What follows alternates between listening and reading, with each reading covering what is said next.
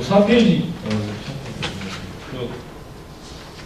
제 발제문에 4페이지라고 되어 있는 부분부터 한 4개 표가 있는데요. 표를 잠깐 보시면 금방 이해하실 것 같은데, 첫 번째는 이겁니다. 협정 18.4조 1항하고 미국 저작권 101조. 이게 이제 일시적 저작과 관련된 건데,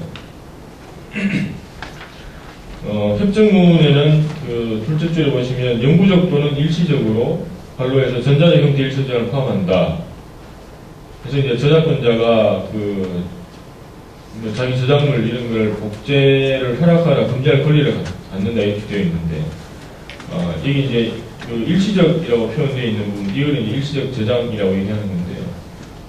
일시적 저장이 우리 오프라인에서는 큰 의미가 없는데 온라인으로 들어가면 이 굉장히 무시무시한 겁니다. 우리 인터넷 사용할 때 일시적 저장이 항상 일어나거든요. 그래서 원칙적으로 일시적 저장을 저작권자의 권리다라고 이렇게 선언을 하면 인터넷을 이용하는 모든 사람의 행위를 저작권자가 통제할 수 있어요. 일시적 저장 없이는 인터넷을 이용할 수가 없거든요. 웹서핑 할 때도 항상 내 컴퓨터에는 일시적 저장이 항상 일어나기 때문에. 그래서 이게 굉장히 무서운 내용인데, 지금 22일 날 통과된 저작권법에는 이 내용을 그대로 받았어요. 그래서 2조 22호에 이제 복제를 정의를 하는 규정을 변경을 해서, 일시적 또는 영구적으로 유형물을 보정하는 것을 이제 복제라고 정의를 하고, 이 복제에 관한 권리는 저작권자가 갖는 대타적 권리로 되어 있거든요. 근데 이에 비해서 미국은 저작권법 101조가 어떻게 되어 있냐면, 이제 복제물하고 보정 두 가지 개념으로 이제 미국은 저작권자의 복제권을 정의를 하는데, 복제물이라고 하는 것은 저작물이 보정된 유형물을 말하고, 보정이라고 하는 것은 이 저작물의 복제물에 대한 이제 인바디먼트 구현이 영구적이든지 아니면 충분히 안정적이어서 잠시 지속되는 기간 이상이어야 된다 이렇게 되어 있거든요. 이 문구만 보더라도 미국은 일시적 저장을 원칙적으로 인정하지 않는 거죠. 그래서 판례에 따라서 이게 인정한다 안 한다 이런 논란이 있는데, 판례는 미국은 언제든지 변경될 수 있는 거고, 판례 변경을 막으려면 미국 저작법을 개정을 해야 되는 거죠. 그다음 두 번째가 기술적 보호 조치에 관한인데, 기술적 보호 조치는 저작권자가 이제 자기 권리를 보호하기 위해서 하는 어떤 조치인데, 쉽게 예를 들면 우리 서점 같은 데 가면 왜 그림책 이런 거 보면 랩으로 이렇게 쌓아놓잖아요.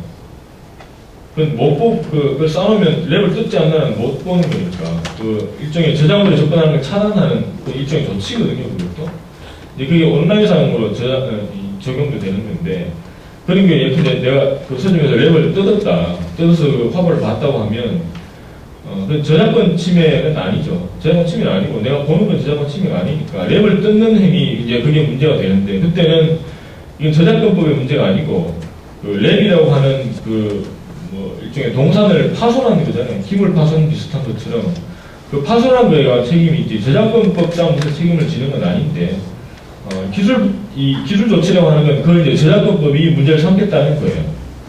근데 제가 말씀드린 이 부분은 이렇게 랩을 뜯는 것처럼 그게 일종의 기술 조치를 우회하는 건데, 내가 직접 우회하는 건 말고, 온라인상에서 이제 기술 조치가 예컨대 패스워드를 걸어놨다든지, 접근하지 못하도록 코딩을 했다든지 이런 것들인데, 보통 그런 경우에 이제 일반 이용자들은 아무 깨는 방법 이런 걸 모르니까 누군가 그걸 만들어 놓으면 그걸 다운받아가지고 이렇게 보통 하잖아요. 제품 코드 이런 것도 이제 다운받아서 하기도 하고. 근데 그런 걸 만드는 사람들을 처벌하는 조항인데, 이번에 표에 있는 것들이 그거거든요. 근데 협정문에 보시면, 이제 그런 기술 조치를 파괴하는 데 사용될 수 있는 장치 이런 거를, 장치의 대상이 이제 기술 조치의 우회를 목적으로 홍보 또는 마케팅하는 행위라고 되어 있는데, 미국 저작권법을 보시면 이 우회를 목적으로 하는 게 아니고 우회에 사용하는 것 이렇게 되어 있고, 협정문은 이제 행위가 3개가 있죠. 홍보, 광고, 마케팅 3개인데 미국 저작권 마케팅 하나밖에 없어요. 근데 이게 이제 홍보, 광고, 마케팅이 의미가 어떻게 다르냐는 협정문에 정의 규정이 없어서 정확하지는 않은데, 어쨌든 이 규정이 이제 미국 저작권법에 있는 걸 가져와서 우리가 협상을 했고, 미국 법에는 마케팅 하나만 있는 거를 이 홍보 광고 두 가지 문구를 추가했다는 얘기는 협상하는 사람들은 이 범위를 넓히겠다는 의도라고 볼 수밖에 없거든요. 이거 OR 또는으로 해가지고 세 가지를 엮었으니까. 이렇게 보면 이제 미국 저작권법이 규율하는 대상이 협정보다 더 좁죠. 우리 저작권법이 이 협정은 그대로 지금 가져와서 저작권 개정을 했거든요. 그 다음에 그 밑에도 마찬가지입니다. 이게 이제 그 장치가 이제 기술 조치를 우회하는 것을 가능하게 하거나 용이하게 하는 것을 지목적으로 보안 제작 기능하는 것 이렇게 되어 있는데, 미국 저작권법은 우회하는 것을 가능하게 하거나 용이하게 하는 것이 아니고 우회 그 자체를 얘기하는 거고, 그 다음에 그 장치도 보안 제작 기능하는 게 아니고 보안 제작만 들어가 있고 기능은 빠져 있어요. 이렇게 보면 미국 저작권자는 우리나라에서 이 법에 따라서 보호를 받으니까 더 큰 보호를 받고, 한국 저작권자는 미국 가면 미국 저작권법에 있는 것만큼만 보호받으니까 보호 범위가 더 좁아지는 문제가 생깁니다. 그 다음에 위조서류 포장, 이것도 이제 예컨대 뭐 예를 들면 미국 영화 타이타닉이 있는데, 뭐 국내에서 누가 불법으로 DVD를 풀었다 이렇게 해서 뭐 청계천 이런 데 파는데, 그때 이제 그 DVD 빈 광에다 팔 수는 없으니까 거기다 라벨을 붙일 거 아니에요. 근데 그 라벨도 사실은 타이티라고 썼지만 이게 정품이 아닌 거에다 붙이니까 그게 사실은 위조거든요.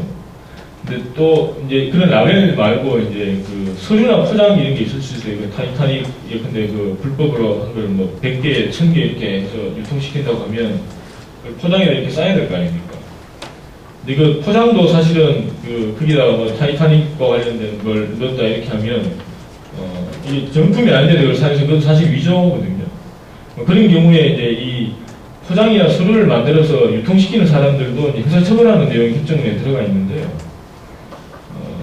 협정문에는 이 서류 포장에 관해서 위조인 경우에 이제 형사처벌하도록 되어 있고, 우리 저작권법도 그렇게 되어 있는데, 미국 형법에는 이 서류 포장이 위조했다라고 해서 형사처벌을 하는 게 아니고, 서류 포장이 저작물일 때만 형사처벌하도록 되어 있어요.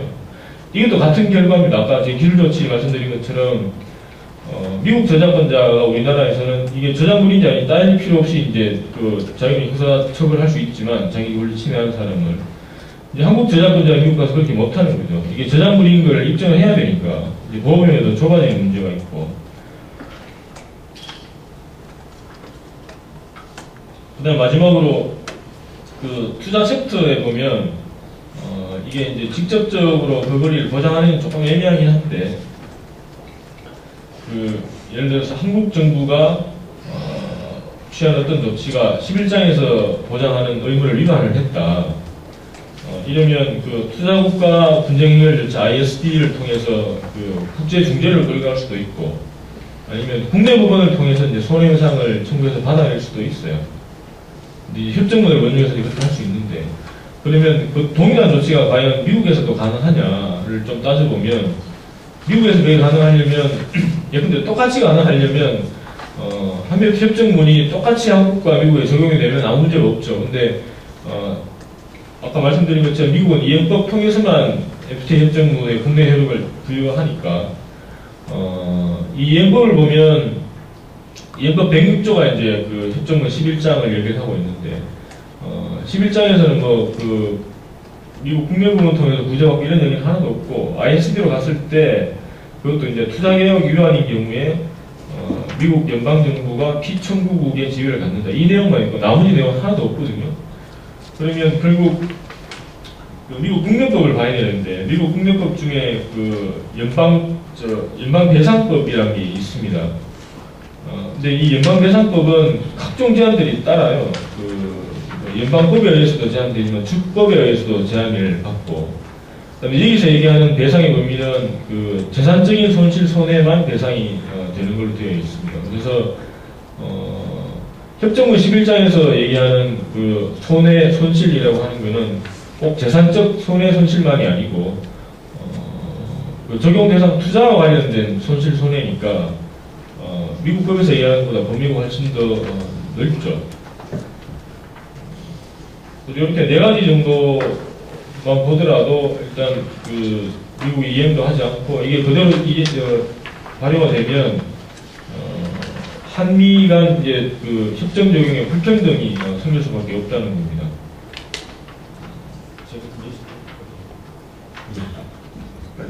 요약해 주시면. 예. 뭐 발효 후에 종료하는 건 뭐 아까 이행 교수님 조금 말씀하셨으니까 혹시 뭐 토론 시간에 발효 말씀드리겠습니다. 말씀해 예. 주십시오. 발효 말씀해 주십시오. 발효 발효 종료. 네. 이거 종료는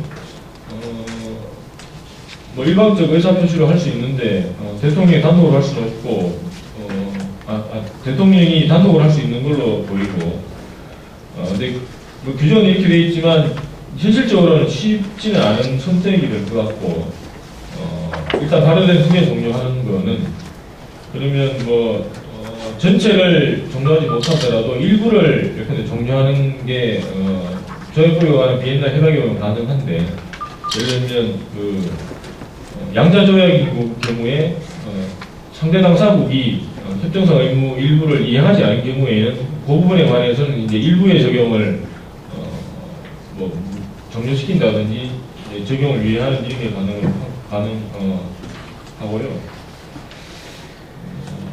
그다음에 뭐 부담이 덜한 방법으로는 그 뭐 한일업 협정이나 한부주 무역 협정, 그다음에 한미 투자 분야와 각서 교환 이런 것도 이제 그 기왕에 체결했던 조약을 나중에 체결하는 조약으로 대체를 해서 이제 기존 거를 종료시키는 이런 것들이 있는데 뭐 이런 방식은 좀 한미FTA 발효 후에 채택할 수 있는 좀 부담이 좀 덜한 방법이 아닐까 그렇게 생각을 합니다. 이 정도로 제 얘기를 마치겠습니다. 예, 네. 감사드립니다.